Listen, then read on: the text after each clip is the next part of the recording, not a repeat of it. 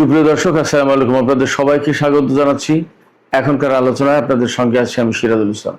দর্শক, ইরানের সর্বোচ্চ নেতা শহীদ আয়াতুল্লাহ আলী খামেনির বিদায় অনুষ্ঠান একেবারে আনুষ্ঠানিকভাবে আজকে শুরু হয়েছে সরকারিভাবে।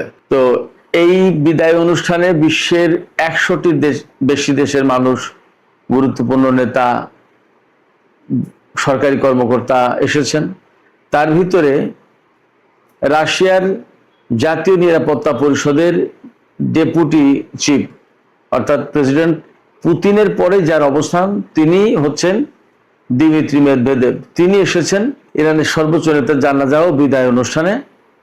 তিনি ইরানের গণমাধ্যমকে বলেছেন যে হরমুজ প্রণালী হচ্ছে ইরানের জন্য পরমাণু বোমার মতো শক্তিশালী একটা কিছু। মেদভেদেভ আসলে এই কথার ভেতর দিয়ে কি বোঝাতে চাইলেন? তিনি কি পরোক্ষভাবে হরমুজ প্রণালীর উপর ইরানের কর্তৃত্ব এবং ইরানের নিয়ন্ত্রণ আরোপকে বৈধতা দিলেন রাশিয়ার পক্ষ থেকে? এদিকে ইয়েমেনের সামরিক বাহিনীর পক্ষ থেকে গতকাল ব্রিগেডিয়ার জেনারেল ইয়াহিয়া সারি যে হুঁশিয়ারি দিয়েছিলেন সৌদি আরবকে, যে সৌদি আরব যদি আর কখনো ইয়েমেনের আকাশসীমা লঙ্ঘন করে তাহলে সৌদি আরবের উপর হামলা করবে ইয়েমেনরা।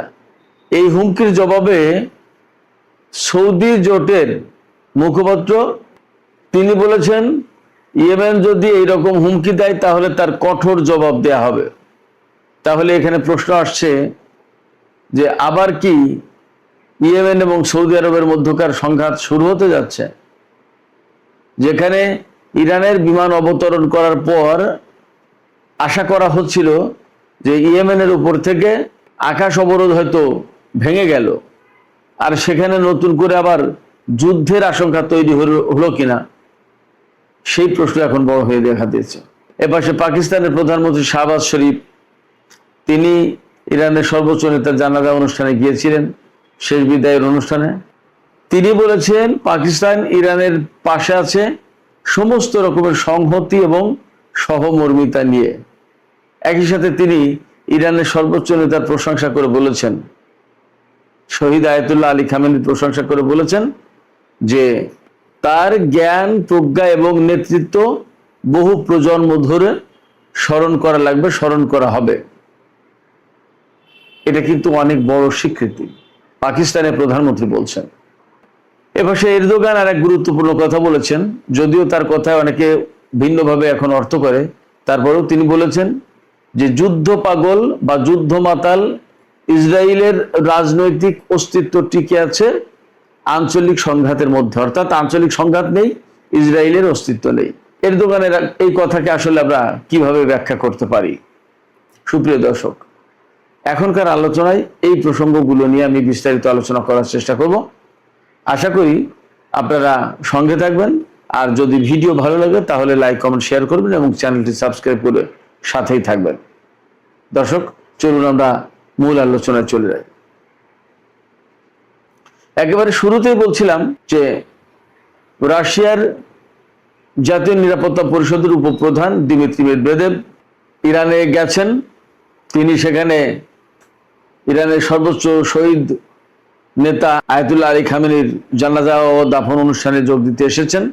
তিনি বলেছেন হরমুজ প্রণালী হচ্ছে ইরানের কাছে পরমাণু বোমার মতো শক্তিশালী একটা বস্তু। এইখানে প্রশ্ন আছে যে কেন তিনি এই কথা বললেন। আমার কাছে যেটা মনে হয়েছে সেটা হচ্ছে এই যে দিমিত্রি মেদভেদেভ এই কথার ভেতর দিয়ে কিন্তু টেকনিক্যালি ইরানের নিয়ন্ত্রণে বা ইরানের মালিকানাধীন যে হরমুজ প্রণালী, এটাই তিনি বুঝিয়েছেন। সারা বিশ্বের কাছে রাশিয়ার পক্ষ থেকে তিনি এই বার্তা দিলেন যে রাশিয়া ইরানের প্রতি সমর্থন জানাচ্ছে যে হরমুজ প্রণালীর কন্ট্রোল ইরানের হাতে থাকবে এবং হরমুজ প্রণালীর উপর ইরানের কন্ট্রোল বৈধ, অর্থাৎ তারা এটা কন্ট্রোল করার অধিকার রাখে। ব্যাপারটা যদি তাই হয় তাহলে এটা ইরানের জন্য একটা বড় ধরনের সমর্থন এবং অর্জনও বটে। সমর্থন মানে হচ্ছে রাশিয়া ইরানের পাশে আছে, ঠিক আছে, হরমুজ প্রণালী ইরান কন্ট্রোল করবে। আর অর্জন হলো যখন রাশিয়ার মতো এরকম গুরুত্বপূর্ণ শক্তি, পরাশক্তি, তারা যদি স্বীকৃতি দেয় যে হ্যাঁ ইরান এই হরমুজ প্রণালী কন্ট্রোল করার অধিকার রাখে বা রাখবে বা আমরা সাপোর্ট করছি, তখন ইরানের জন্য সেটা এক্সট্রা একটা পাওয়ার হিসেবে গণ্য হয়, সেটা আলাদা রকমের শক্তি হিসেবে বিবেচিত হয়।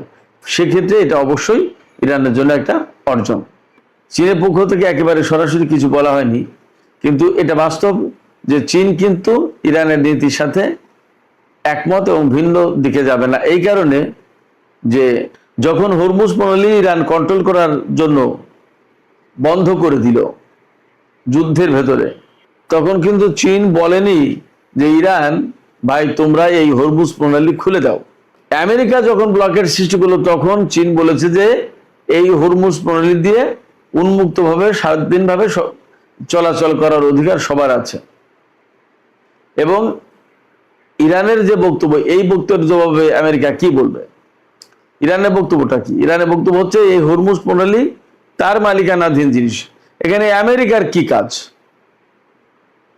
বরং আমেরিকা এই অঞ্চলের কোন দেশই না, এই অঞ্চলে হরমুজ প্রণালী কন্ট্রোল করবে ইরান এবং ওমান, আর বাদ বাকি প্রতিবেশী দেশ যারা এই পারস্য উপসাগরীয় এলাকার দেশ, তারা এই বিষয়টা নিয়ে ইরান এবং ওমানের সাথে আলাপ আলোচনা করবে, তারা আসলে কি করতে চাই, টোল দেবে কি দেবে না ইত্যাদি ইত্যাদি। কিন্তু আমেরিকা এখানে ডিসিশন মেকিং করবে, সিদ্ধান্ত তৈরি করবে, সিদ্ধান্ত নেবে।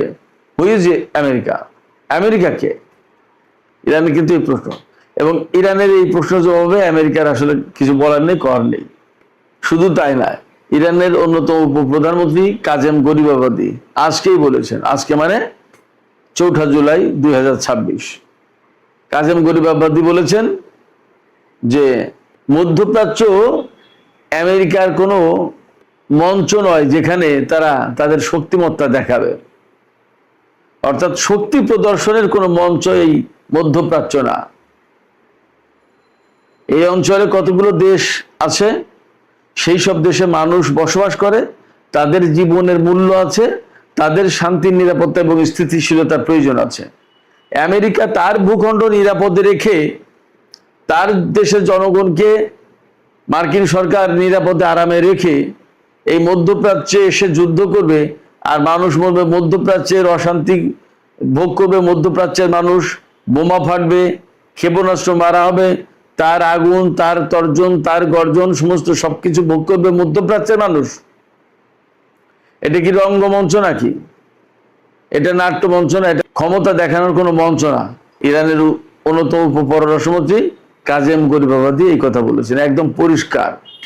তার মানে হচ্ছে America please go from here, এখান থেকে দয়া করে তুমি যাও, এখানকার যে সমস্যা সেটা আমরা দেখব।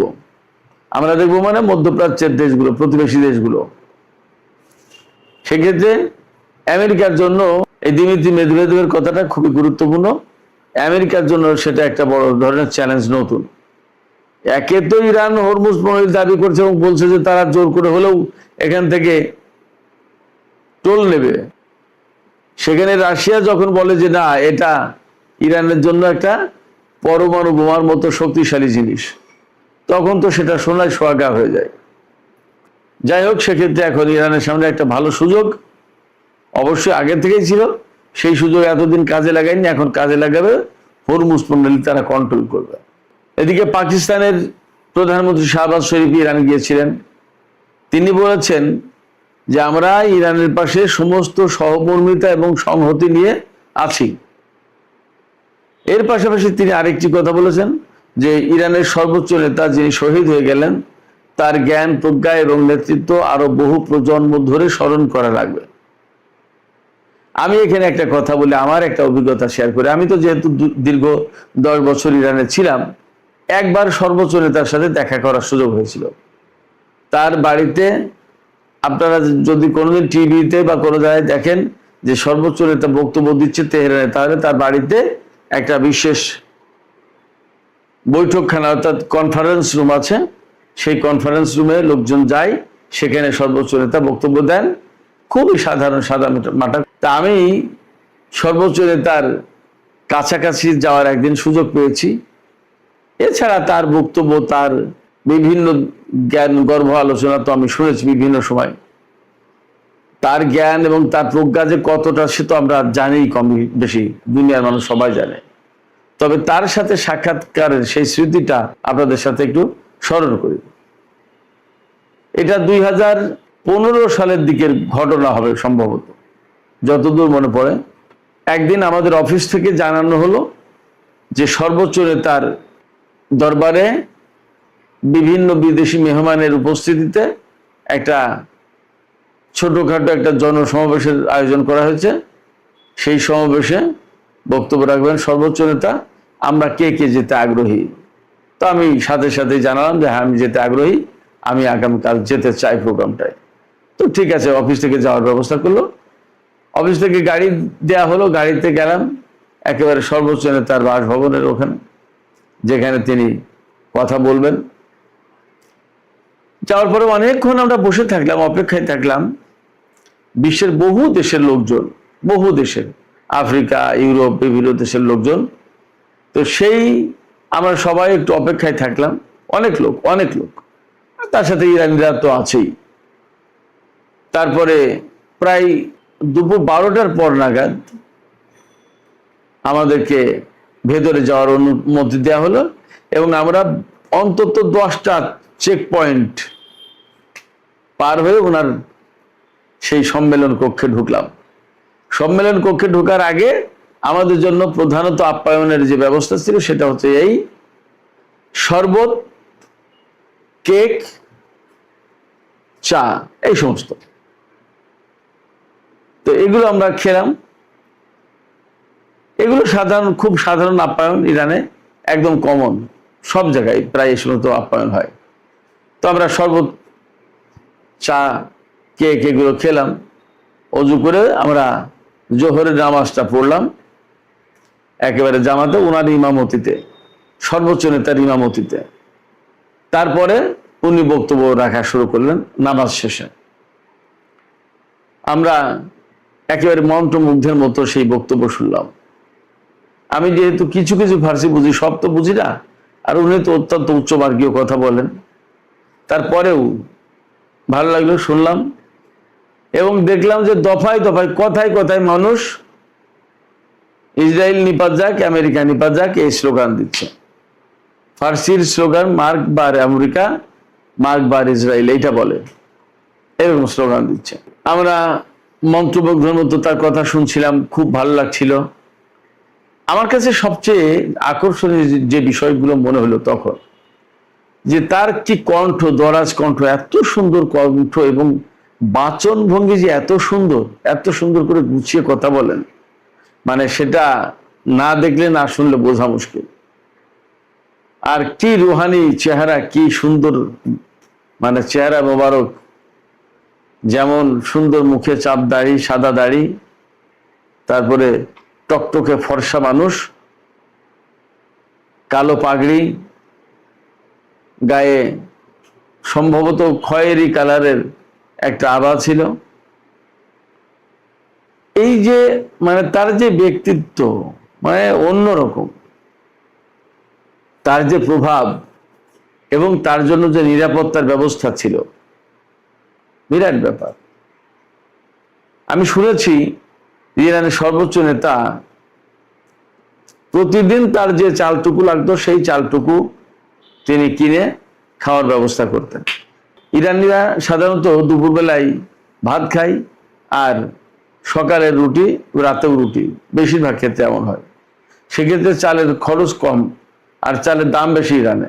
ইরানের সর্বোচ্চ নেতার পরিবারের জন্য যতটুকু চাল লাগতো প্রতিদিন, ততটুকু চালের ব্যবস্থা প্রত্যেক দিন করতেন, অর্থাৎ 10 দিনের চাল তিনি কিনে রাখতেন না। তার জীবন এত সহজ সরল সাধারণ ছিল, অসম্ভব রকমের সুন্দর ব্যক্তিত্বের অধিকারী এবং মানুষের প্রতি, দেশের প্রতি তার ভালোবাসা অন্যরকম। আর ইসলাম সম্পর্কে জ্ঞান গরিমা, সে কথা তো নতুন করে বলার অপেক্ষা রাখে না। সেক্ষেত্রে পাকিস্তানের প্রধানমন্ত্রী শাহবাজ শরীফ যে বক্তব্য দিয়েছেন যে শহীদ সর্বোচ্চ নেতার প্রজ্ঞা, জ্ঞান এবং নেতৃত্ব বছরের পর বছর, বহু বছর, বহু প্রজন্ম ধরে স্মরণ করা হবে।